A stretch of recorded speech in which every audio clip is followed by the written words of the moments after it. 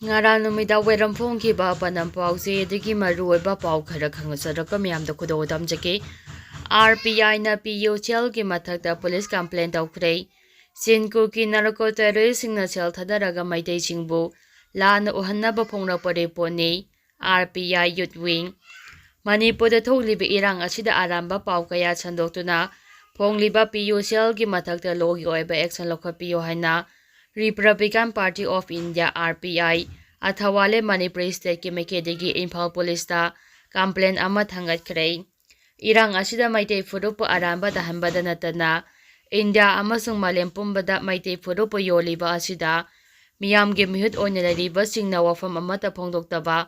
laibak thibani haina party asiki youth wing ki president Shetal oinamna phongdokkhre PUCL gi Independence People Tribunal na Manipur da thokliba Irang asigi matangda phongkhiba report adugi matangda ngasi RPI member ima chamag supna nipal amasung RPI athawale youth ki miyusingna Mapupurada laiba Imphal Police Station da aiba complaint ama thangatkibani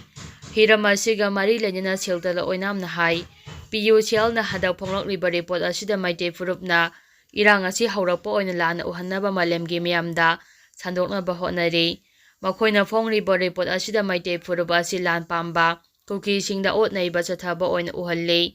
asiguma thong asibu yaningdaba phongdoktuna PUCL gi mathakta complaint asi tawbani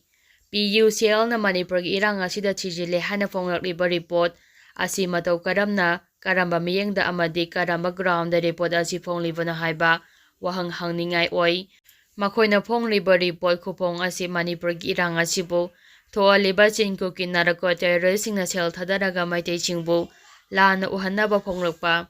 report amani haina lawi Manipur gi irang asi khara makhai nemtharaktuna tangdulai taba hanjilakpagi mami uraklaba tanja asida nang hongnana irang thoanaba honaba mamba thawong chacharakpa asigi mayokta legal go oiba action lokhapiduna PUCL hariba lupasi thijimba amasung makhoina phongliba report ase khudakta thingjinbinaba ngasigi complaint asi tawbani haiki makhatarapa pauda Sirosangburgi maitei IDP singna PUCL gi mathakta FIR pangadaure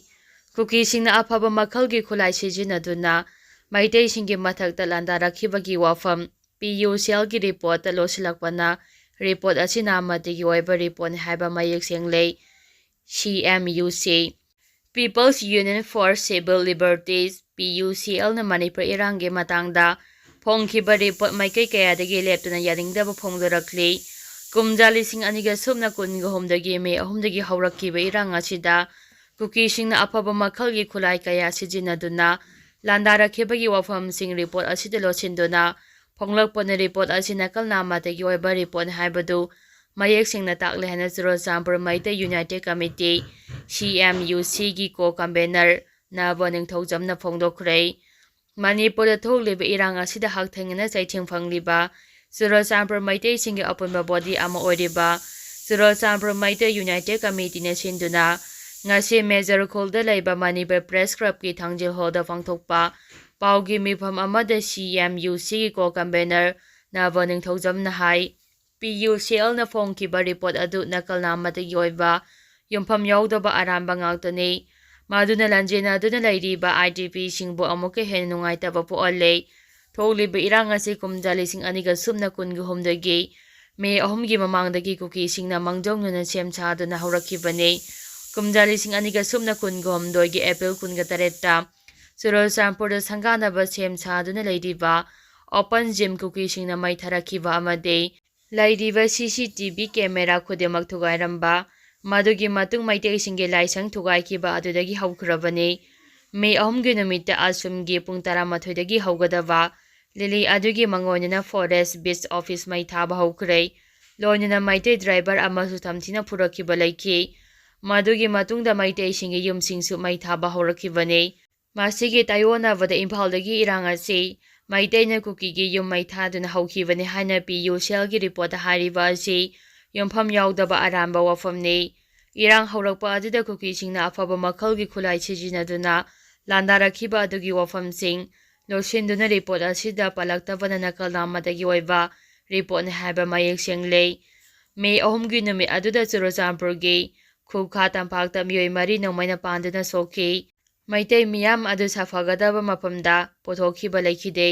Manipur ꯄꯨꯂꯤꯁꯇ ꯂꯩꯕ ꯆꯨꯔꯆꯥꯟꯄꯨꯔꯗ ꯇꯥꯕ ꯀꯨꯀꯤꯁꯤꯡꯅꯁꯨ ꯌꯣꯟꯃꯩ ꯊꯥꯕꯗ ꯌꯥꯎꯈꯤ ꯍꯥꯏꯕꯁꯤ ꯃꯤꯌꯥꯝꯅ ꯍꯦꯟꯅ ꯈꯪꯅꯔꯕ ꯋꯥꯐꯝ ꯉꯥꯛꯇꯅꯤ꯫ ꯃꯔꯝ ꯑꯗꯨꯅ ꯄꯤ.ꯌꯨ.ꯁꯤ.ꯑꯦꯜꯅ ꯐꯣꯡꯂꯤꯕ ꯔꯤꯄꯣꯔꯠ ꯑꯗꯨꯒꯤ ꯃꯥꯌꯣꯛꯇ ꯑꯦꯐ.ꯑꯥꯏ.ꯑꯥꯔ ꯄꯥꯜꯂꯒꯅꯤ ꯑꯃꯗꯤ ꯃꯔꯤ ꯂꯩꯅꯕꯁꯤꯡꯅꯁꯨ ꯃꯤꯠꯌꯦꯡ ꯆꯪꯕꯤꯗꯨꯅ ꯑꯦꯛꯁꯟ ꯂꯧꯈꯠꯄꯤꯌꯨ꯫ ꯃꯈꯣꯏꯒꯤ ꯔꯤꯄꯣꯔꯠ ꯑꯗꯨ ꯏꯔꯥꯡ ꯁꯥꯡꯗꯣꯛꯅꯕ ꯁꯤꯟꯕꯒ ꯄꯥꯡꯈꯛꯅꯤ ꯍꯥꯏꯈꯤ꯫ ꯃꯈꯥ ꯇꯥꯔꯛꯄ ꯄꯥꯎꯗ ꯑꯦꯛꯁꯤꯗꯦꯟꯇ ꯁꯣꯛꯂꯕꯤ ꯑꯃ ꯍꯦꯂꯤꯀꯣꯞꯇꯔꯅ ꯂꯩꯃꯈꯣꯡꯗ ꯄꯨꯔꯒ ꯂꯥꯌꯦꯡꯂꯤ꯫ ꯉꯁꯤ ꯃꯣꯔꯦꯗ ꯊꯣꯛꯄ ꯂꯝꯕꯤꯒꯤ ꯈꯨꯗꯣꯡꯊꯤꯕ ꯊꯧꯗꯣꯛ ꯑꯃꯗ ꯁꯣꯛꯂꯕꯤ ꯅꯨꯄꯤꯃꯆꯥ ꯑꯃ ꯑꯁꯥꯝ ꯔꯥꯏꯐꯜꯁꯅ ꯇꯦꯡꯅꯧꯄꯜ ꯐꯥꯎꯕ ꯄꯨꯔꯒ ꯑꯃꯁꯨꯡ ꯃꯐꯝ ꯑꯗꯨꯗꯒꯤ ꯑꯃꯨꯛ ꯑꯥꯔꯃꯤꯒꯤ ꯍꯦꯂꯤꯀꯣꯞꯇꯔꯅ ꯂꯩꯃꯈꯣꯡ ꯃꯤꯂꯤꯇꯔꯤ ꯍꯣꯁꯄꯤꯇꯥꯜꯗ ꯄꯨꯔꯒ ꯂꯥꯌꯦꯡꯂꯤ ꯍꯥꯏꯅ ꯍꯦꯗꯀ꯭ꯋꯥꯔꯇꯔꯁ (ꯑꯥꯏ.ꯖꯤ.ꯑꯦ.ꯑꯥꯔ) ꯁꯥꯎꯊꯀꯤ ꯄꯤ.ꯑꯥꯔ.ꯑꯣ.ꯒꯤ ꯆꯦꯔꯣꯜ ꯑꯃꯅ ꯍꯥꯏꯔꯤ꯫ ꯁꯣꯛꯂꯕꯤ ꯅꯨꯄꯤꯃꯆꯥ ꯑꯗꯨꯒꯤ ꯃꯃꯤꯡ ꯏꯕꯥ ꯂꯝꯅꯩꯀꯤꯝꯃꯥꯇꯦ ꯀꯧꯏ꯫ ꯒꯥꯔꯤꯅ ꯇꯛꯄꯗꯒꯤ ꯃꯈꯣꯡꯗ ꯐꯤꯚꯝ ꯊꯤꯅ ꯁꯣꯛꯄꯅꯤ꯫ ꯗꯤꯁꯇ꯭ꯔꯦꯁ ꯀꯣꯜ ꯑꯃ ꯐꯪꯕꯗꯒꯤ ꯑꯁꯥꯝ ꯔꯥꯏꯐꯜꯁꯀꯤ ꯀꯥꯡꯕꯨ ꯑꯃ ꯊꯧꯗꯣꯛ ꯊꯣꯛꯐꯝꯗ ꯆꯪꯁꯤꯟꯈꯤ꯫ ꯗꯤꯁꯇ꯭ꯔꯦꯁ ꯑꯦꯗꯃꯤꯅꯤꯁꯇ꯭ꯔꯦꯁꯟꯅ ꯃꯇꯦꯡ ꯄꯥꯡꯕꯤꯅꯕ ꯍꯥꯏꯖꯕ ꯃꯇꯨꯡ ꯏꯟꯅ ꯑꯁꯥꯝ ꯔꯥꯏꯐꯜꯁꯅ ꯁꯣꯛꯂꯕꯤ ꯅꯨꯄꯤꯃꯆꯥ ꯑꯗꯨ ꯇꯦꯡꯅꯧꯄꯜꯗ ꯄꯨꯕꯤꯈꯤ꯫ ꯃꯐꯝ ꯑꯗꯨꯗꯒꯤ ꯑꯃꯨꯛ ꯑꯥꯔꯃꯤ ꯑꯦꯚꯤꯌꯦꯁꯟ ꯌꯨꯅꯤꯠꯀꯤ ꯍꯦꯂꯤꯀꯣꯞꯇꯔ ꯑꯃꯅ ꯂꯩꯃꯈꯣꯡꯗ ꯄꯨꯗꯨꯅ ꯁ꯭ꯄꯦꯁꯤꯌꯦꯂꯥꯏꯖ ꯇ꯭ꯔꯤꯠꯃꯦꯟꯠ ꯐꯪꯍꯟꯈꯤ ꯍꯥꯏꯔꯤ꯫ ꯃꯈꯥ ꯇꯥꯔꯛꯄ ꯄꯥꯎꯗ ꯂꯨꯡꯊꯥꯡ ꯍꯥꯎꯀꯤꯞꯅ ꯀꯨꯇꯨꯒꯤ ꯆꯦꯌꯔꯃꯦꯟ ꯑꯣꯏꯔꯦ꯫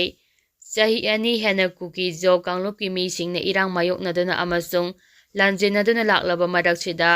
ꯁꯗꯔꯟ ꯍꯤꯜꯁ ꯆꯤꯐ ꯑꯦꯁꯣꯁꯤꯌꯦꯁꯟꯒꯤ ꯃꯤꯠꯌꯦꯡ ꯃꯈꯥꯗ ꯀꯝꯃꯤꯇꯤ ꯑꯣꯐ ꯇ꯭ꯔꯥꯏꯕꯦꯜ ꯌꯨꯅꯤꯇꯤ ꯀꯨꯇꯨꯒꯤ ꯑꯅꯧꯕ ꯊꯧꯄꯨꯒꯗꯕꯁꯤꯡ ꯈꯟꯈ꯭ꯔꯦ꯫ ꯀꯨꯇꯨꯒꯤ ꯅꯧꯅ ꯊꯧꯄꯨꯒꯗꯕ ꯃꯤꯑꯣꯏꯁꯤꯡꯒꯤ ꯏꯂꯦꯛꯁꯟ ꯑꯃꯁꯨꯡ ꯏꯟꯁꯇꯣꯂꯦꯁꯟꯒꯤ ꯊꯧꯔꯝ ꯑꯃ ꯔꯦꯚꯦꯟꯗ ꯑꯦꯁ ꯆꯣꯡꯂꯣꯏꯅ ꯑꯣꯐꯤꯁꯤꯌꯦꯠ ꯑꯣꯏꯗꯨꯅ ꯁꯍꯤꯜꯀꯥꯒꯤ ꯀꯥꯡꯄꯣꯛꯄꯤꯗ ꯂꯩꯕ ꯑꯣꯐꯤꯁꯇ ꯉꯁꯤ ꯄꯥꯡꯊꯣꯛꯈ꯭ꯔꯦ꯫ ꯀꯨꯇꯨꯒꯤ ꯊꯧꯄꯨꯅꯕꯒꯤꯗꯃꯛ ꯅꯧꯅ ꯈꯜꯂꯕꯁꯤꯡ ꯑꯗꯨꯗꯤ ꯆꯦꯌꯔꯃꯦꯟꯗ ꯂꯨꯡꯊꯥꯡ ꯍꯥꯎꯀꯤꯞ ꯑꯃꯁꯨꯡ ꯚꯥꯏꯁ ꯆꯦꯌꯔꯃꯦꯟ ꯑꯣꯏꯅ ꯗꯤꯐꯦꯟꯁ ꯑꯃꯗꯤ ꯁꯦꯀ꯭ꯌꯨꯔꯤꯇꯤ ꯑꯦꯐꯤꯌꯔꯁꯀꯤ ꯊꯕꯛ ꯌꯦꯡꯁꯤꯟꯅꯕ ꯊꯥꯡꯃꯩꯂꯦꯟ ꯀꯤꯞꯀꯦꯟ, ꯃꯦꯗꯤꯀꯦꯜꯒꯤ ꯊꯥꯡꯐꯝ ꯂꯨꯐꯦꯡ, ꯔꯤꯂꯤꯐꯀꯤ ꯗꯃꯥ ꯋꯥꯏꯐꯩ, ꯐꯥꯏꯅꯥꯟꯁꯀꯤ ꯀꯥꯃꯩꯂꯦꯟ ꯁꯤꯠꯂꯧ, ꯋꯨꯃꯦꯟ ꯐꯨꯗ ꯑꯃꯗꯤ ꯁꯤꯚꯤꯜ ꯁꯄ꯭ꯂꯥꯏꯒꯤ ꯊꯕꯛ ꯌꯦꯡꯁꯤꯟꯅꯕ ꯍꯦꯃꯁ ꯍꯥꯡꯁꯤꯡ ꯈꯜꯂꯦ ꯍꯥꯏꯔꯤ꯫ ꯃꯈꯥ ꯇꯥꯔꯛꯄ ꯄꯥꯎꯗ ꯀꯨꯀꯤ ꯈꯨꯠꯂꯥꯏ ꯄꯥꯏꯕꯁꯤꯡꯒꯤ ꯁꯦꯜ ꯈꯥꯏꯕꯤꯕ ꯑꯃ ꯐꯥꯔꯦ꯫ ꯀꯨꯀꯤ ꯚꯤꯂꯦꯖ ꯚꯣꯂꯨꯟꯇꯤꯌꯔꯁꯤꯡꯒꯤ ꯌꯥꯝꯅ ꯃꯔꯨꯑꯣꯏꯕ ꯇꯥꯃꯤꯜ ꯑꯃ ꯃꯣꯔꯦꯗ ꯂꯩꯕ 5ꯁꯨꯕ ꯑꯁꯥꯝ ꯔꯥꯏꯐꯜꯁꯅ ꯐꯥꯕ ꯉꯝꯈ꯭ꯔꯦ꯫ ꯃꯣꯔꯦꯗ ꯂꯩꯕ 5ꯁꯨꯕ ꯑꯁꯥꯝ ꯔꯥꯏꯐꯜꯁꯀꯤ ꯀꯥꯡꯕꯨꯅ ꯏꯁ꯭ꯋꯔ ꯄꯥꯟꯗꯦ ꯑꯦꯂꯥꯏꯁ ꯁꯤꯞ ꯇꯥꯃꯤꯜ ꯀꯧꯕ ꯀꯨꯀꯤꯒꯤ ꯈꯨꯠꯂꯥꯏ ꯄꯥꯏꯕ ꯑꯣꯔꯒꯅꯥꯏꯖꯦꯁꯟ ꯑꯃ ꯑꯣꯏꯔꯤꯕ ꯚꯤꯂꯦꯖ ꯚꯣꯂꯨꯟꯇꯤꯌꯔꯒꯤ ꯌꯥꯝꯅ ꯃꯔꯨꯑꯣꯏꯕ ꯃꯤꯁꯛ ꯑꯃ ꯃꯣꯔꯦ ꯋꯥꯔꯗ ꯅꯝꯕꯔ 5 ꯂꯧꯕꯨꯛ ꯂꯩꯀꯥꯏꯗꯒꯤ ꯐꯒꯠꯈꯤ꯫